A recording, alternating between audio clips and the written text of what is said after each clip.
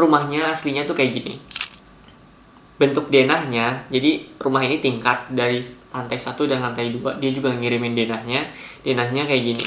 Ini lantai 1-nya dan ini lantai 2-nya. Jadi kurang lebih kayak gitu denahnya. Sekitar 6 bulan dia nempatin. Itu dia mendapat gangguan yang ekstrim banget sih menurut gue. Jadi kayak dia ngedengar suara wanita nyanyi, tapi nyanyi itu katanya lemas gitu, kayak gimana ya, gue juga nggak bisa bayangin sih. Posisinya dia baru pulang kondangan, dia ngelihat sosok hitam tinggi gede, dan katanya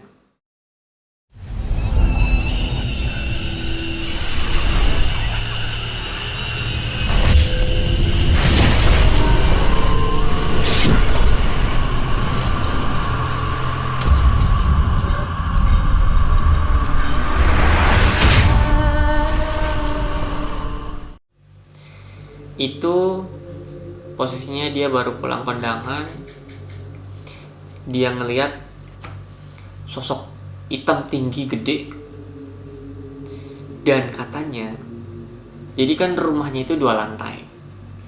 Nah, posisi atap yang lantai 2 itu baru sepinggangnya makhluk itu. Lu bisa bayangin kan, maksudnya kayak pinggangnya aja seatap lantai 2-nya, gimana palanya gitu loh. Itu gede banget sih pasti kan, kayak sosok apa ya, bisa dibilang genderuwo kali ya, tapi nggak tahu juga sih. Balik ke cerita, jadi awalnya tuh dia nggak mikir apa-apa gitu kan, tapi pas ditegesin itu dia ngelihat jelas banget kakinya, bentuk kakinya itu ada di samping rumah. Itu dia jelas banget gitu loh. Itu menurut gua nyeremin banget sih, tapi ya dia masih mikir kayak ya ngambil positifnya aja gitu. Dia tuh orangnya nggak terlalu percaya sama gitu-gituan. Setelah kejadian itu, jadi dia tuh lebih sering diliatin sama penghuni rumahnya gitu loh. Kayak dia tuh sering ngeliat wanita lagi jalan gitu sekelebatan dari kamarnya. Terus dia juga sering kayak ngerasa diliatin kalau lagi tidur sama wanita itu. Nah terus dia juga ngeliat wanita itu di kayak di balik jendela gitu. Nah terus dia juga sering ngeliat sosok kakek-kakek di halaman belakang rumahnya lagi duduk di pojokan. Dan yang paling serem, dia juga ngeliat pocong. Dan pertama kali dia ngeliat itu di bawah tangga, lagi terlentang ya anjing, lagi tiduran gitu. Serem banget sih menurut gue. Jadi bentuknya itu kayak jenazah katanya. Jadi kayak jenazah gitu, tapi talinya ini belum dibuka. Mukanya pun kayak masih ketutupan sama kain kafan gitu bentuknya katanya. Jadi nggak kelihatan mukanya, talinya masih rapat, mukanya nggak kelihatan. Dan itu dia muncul di bawah tangga. Ya nggak tahu sih, maksudnya serem banget sih. Jadi dia itu nggak cuma sekali ngelihat sosok pocong itu, maksudnya dia sering nampakin lagi. Yang kedua dia ngelihat itu di atas, di balkon atas lantai 2, dia ngelihat sosok pocong itu. Dan yang ketiga itu dia ngelihat di ruang tamunya, di pojokan ruang tamu. Anjing serem banget sih menurut gue. Jadi dia ini tipe orang bukan yang takut sama hal-hal kayak gitu. Jadi setelah kejadian-kejadian yang dialamin, dia coba cerita ke suaminya. Tapi respon suaminya katanya kayak cuma ketawa aja gitu, sambil bilang ya udah nggak apa-apa kan, jadi ada yang nemenin gitu. Asli suaminya nyebelin juga ya. Nah terus akhirnya dia coba ceritalah ke bapaknya ini, kayak bapaknya suaminya gitulah. Nah dia cerita semuanya, akhirnya direspon lah. Si bapaknya ini datang sama kakeknya dari suaminya. Jadi datang ke rumah buat dibaca-bacain gitu lah, tirakat segala macem. Dan katanya sih ya emang ada banyak penunggu di rumah itu. Dan si sender ini, si cewek ini bilang untuk ya udah usir aja gitu. Nah terus tapi kata kakeknya sih bilang jangan gitu, nggak apa-apa kok, dia cuma kayak pengen kenalan aja gitu asli. Maksudnya nyeremin juga gitu, ganggu juga sih pengen kenalan kayak gitu menurut gue. Terus dia coba, maksudnya disuruh usir gitu sama kakeknya pun dilarang katanya, karena menurut kakeknya ya dia itu, maksudnya sosok itu ya udah lama nunggu di situ, bahkan sebelum rumahnya ada itu sosok itu udah ada. Jadi kalau diusir kan kayak nggak sopan gitu, sembrono gitu. Dan ternyata usut punya usut, suaminya ini udah ngelihat sosok-sosok itu sebelum ceweknya, maksudnya sebelum istrinya itu nyeritain ke dia. Jadi suaminya udah terlebih dahulu ngelihat sosok-sosok itu, tapi dia nggak berani cerita ke istrinya karena takut istrinya jadi parno gitu loh. Semenjak tahun kedua sampai sekarang katanya mungkin karena ya udah kenal mungkin ya, jadi udah dikurangin tensinya untuk ngeganggu istilahnya gitulah.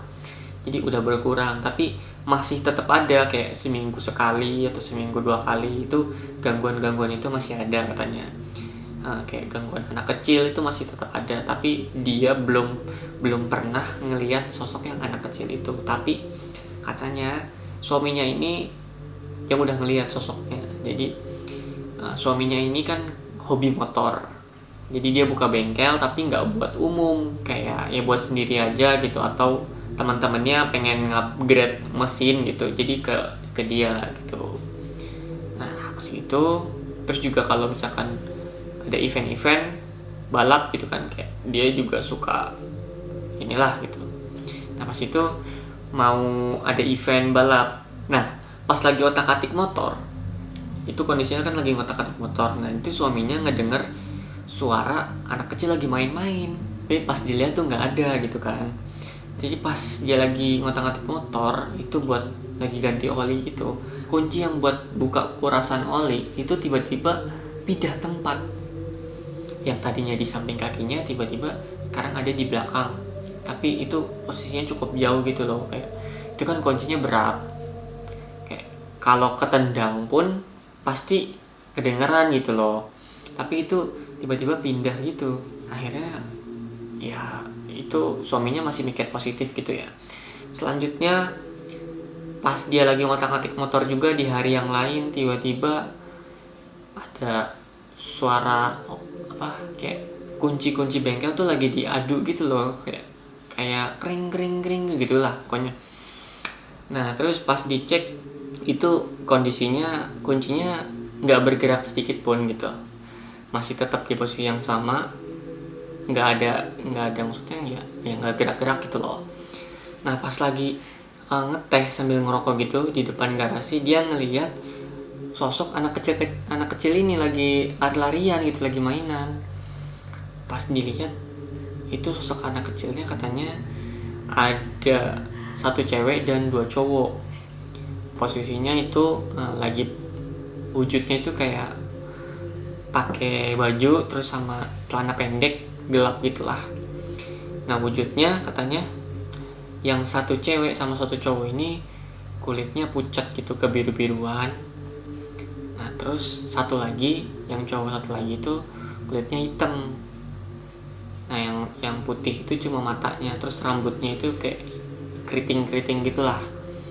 Terus nggak ada telinganya sosoknya itu. Waduh serem juga sih anjir. Gue nggak tahu ya, maksudnya sosok ini tuh kenapa gitu sampai nggak ada telinganya, karena cukup seram juga gitu. Pas mau dideketin katanya, pas mau disamperin, sosok itu hilang, nembus tembok gitu. Ya pasti ya apa ya, kalau dugaan gue sih ya emang itu bukan manusia sih gitu loh, soalnya kan bisa nembus tembok gitu kan. Nah sampai sekarang sosok itu masih sering wujudin ke suaminya itu, kadang suka lagi ketawa-ketawa gitu sambil main-main, terus kadang suka ngeliatin suaminya lagi kerja, kadang suka ngintip di balik tembok gitu kan. Ya mungkin ngajak main kali ya, tapi ya nggak tahu sih. Nah terus ada usul kenapa rumah itu dijual murah. Ya mungkin bisa disimpulkan karena ya ada penunggunya mungkin ya. Karena dari segi tanah, lebar tanah segala macam dari bangunannya itu menurut gue apa ya, kalau bisa dibilang miliaran lah harganya, tapi itu katanya dijual murah. Nah mungkin itu salah satu alasan kenapa dijual murah. Nah itu cerita kedua. Makasih banget yang udah ngirim ceritanya nih, si apa tadi, si ABZ 18. Makasih banget nih udah ngirim ceritanya. Terus cerita ketiga nih. Cerita ketiga ini dia juga ngirimin ceritanya di Instagram gue, tapi dia minta untuk disembunyikan identitasnya. Jadi dia cuma kayak pengen nge-share aja ceritanya gitu loh, pengen berbagi di Kamis Horor ini. Dan menurut gue ceritanya cukup serem nih. Ceritanya kayak gini. Ini tentang rumah juga, rumah ada penunggunya gitulah. Ini ceritanya jadi pada tahun 2009. Udah cukup lama sih ini ceritanya, 10 tahun yang lalu lah ya. Ini 2009, jadi dia itu waktu itu awalnya rumahnya di Bekasi, tapi terus pindah ke Bogor. Tepatnya itu di perumahan belakang Mekarsari lah katanya sih gitu. Dia nggak mau nyebutin nama perumahannya juga, pokoknya di belakang Mekarsari katanya. Jadi sebelum dia tempatin itu, seminggu sebelumnya dia itu bersih-bersih lah gitu, sebelum ditempatin bersih-bersih segala macam. Nah seminggu kemudian barulah dia tempatin itu. Awalnya dia nggak ngerasa takut gitu lah, karena dia bilang dia orangnya bukan penakut gitu, bukan tipe orang yang penakut. Jadi awal-awal tinggal di sana 1 hari 2 hari itu belum ada kejadian apapun, tapi pas udah kesana barulah ada kejadian demi kejadian yang dialami. Dari pas suara piring-piring tuh saling beradu gitu dalam rak piring, kayak tring trang gitu loh, jadi berisik lah gitu lah. Nah jadi karena dia orangnya nggak penakut, sama si sender ini dibilang kalau mau makan ya tinggal ambil aja gitu, nggak usah berisik kata dia gitu, saking beraninya gitu mungkin ya, ditantangin kayak gitulah. Jadi karena dia punya bayi nih, terkadang suka sakit panas itu wajar kan. Nah waktu itu dia bayinya itu sakit panas, dan waktu itu posisinya suaminya itu dapat shift malam, pulangnya jam 12-an lebih. Nah jadi coba tenangin lah sambil baca-baca doa. Nah pas dia lagi tenangin, tiba-tiba ada suara ketawa dari arah jendela kamarnya. Tapi karena dia orangnya ya bodo amatan gitulah, jadi didiemin aja gitu loh. Tapi dia nggak cerita ke suaminya, karena ya menurut dia itu biasa aja gitu. Ya menurut gue sih gangguannya ekstrim sih, tapi ya nggak tahu sih ya, orang kan beda-beda ya. Kalau gue yang ngalamin itu sih, nggak tahu sih jadinya gimana kan, serem banget gitu. Nah terus next cerita, jadi plafon rumahnya itu tiba-tiba jatuh gitu loh. Dia mikir karena kayak ya mungkin udah lapuk gitu kan. Jadi besokan harinya dia coba panggil tukang bangunan lah buat ngebenerin tuh plafonnya. Setelah dia panggil, akhirnya 2 hari kelar. Nah tapi setelah itu yang gue kaget juga bacanya nih, setelah tukang itu ngebenerin plafon, besokannya tukang itu nggak bisa jalan 3 hari asli. Serem banget sih menurut gue. Abis benerin tuh plafon, besokannya tukang itu nggak bisa jalan selama 3 hari. Gila, lo bayangin. Nggak tahu ya maksudnya itu kenapa gitu kan, tapi menurut gue itu hal-hal yang nggak wajar sih, udah di luar nalar menurut gue ya. Mungkin gangguan dari hal-hal gaib sih, tapi yang nggak tahu juga. Nah terus ada kejadian lagi pas lagi dia tuh nyuci piring. Pas lagi nyuci piring, dia itu ngelihat sih, kayak ngerasa ada sosok 2 laki-laki, yang satu kurus, yang satu itu pendek dan gemuk gitu. Di belakang dia pas lagi nyuci piring. Dan itu sosoknya pakai celana putih pendek gitu, kayak kain kafan gitu sih. Dan pas dia nengok ke belakang itu nggak ada. Dan mungkin karena khawatir ya, dia langsung cari segala macam. Karena kan di situ posisinya cuma ada dia dan sama anaknya. Dia langsung ke kamar anaknya, takut anaknya kenapa-napa kan. Dan ya alhasil nggak ada apa-apa gitu loh. Nah ini kejadian selanjutnya, kondisinya ini dia, suaminya ini lagi shift malam. Jadi kebiasaan si sender ini kalau dari SMK itu dia suka ngisi TTS. Pada malam itu dia lagi ngisi TTS di ruang tamu gitulah.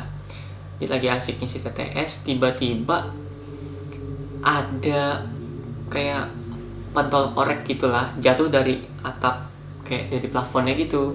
Dia pikir ini plafon kan udah dibenerin gitu loh, udah rapet, jadi ini jatuh dari mana gitu loh, sambil ngeliat ke atas gitu kan, sambil kebingungan. Dan makin bingungnya itu, ya emang suaminya kan perokok, tapi dia nggak pakai korek api itu, dia pakai yang korek gas gitu loh. Dia nggak pakai yang korek yang batangan gitulah, dia nggak pakai itu. Dan dia coba mikir positif gitu ya udahlah gitu kan.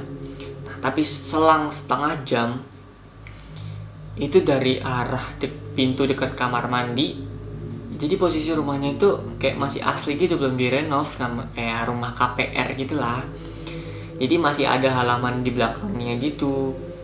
Nah itu posisinya selang setengah jam itu dia, jadi dari kejadian korek yang jatuh itu, tiba-tiba ada suara kayak pintunya itu kayak dilemparin batu gede banget. Dan kaget, sontak dia kaget kan, kayak waduh siapa tuh gitu kan. Soalnya jendelanya pun sampai bergetar gitu saking kencengnya itu. Dia mikir pada saat itu takutnya itu pahit-pahitnya ada maling gitu loh, dia mikir kayak gitu. Jadi ya udah nggak dibukain gitu loh. Dia tunggu sampai suaminya pulang. Pas pulang barulah diceritain. Nah pas gitu dicek sama suaminya, semuanya dibuka pintunya, nggak ada apa-apa. Dan dicari juga nggak ada batunya gitu, tapi itu kayak dilempar batu gede banget sampai jendelanya pun ikut getar gitu loh. Ekstrim banget sih, sampai maksudnya gangguan sampai yang bisa gerak-gerakin gitu sih, menurut gue ekstrim sih. Nggak bisa bayangin sih kalau gue ngerasain itu gimana ya. Nah selanjutnya ini kejadian di kamar mandi. Jadi kamar mandinya itu kan kayak ada ventilasi udara gitu, tapi dia tutup sama kayak kawat nyamuk gitulah, buat karena ya dia nggak pengen ada binatang-binatang masuk kamar mandinya.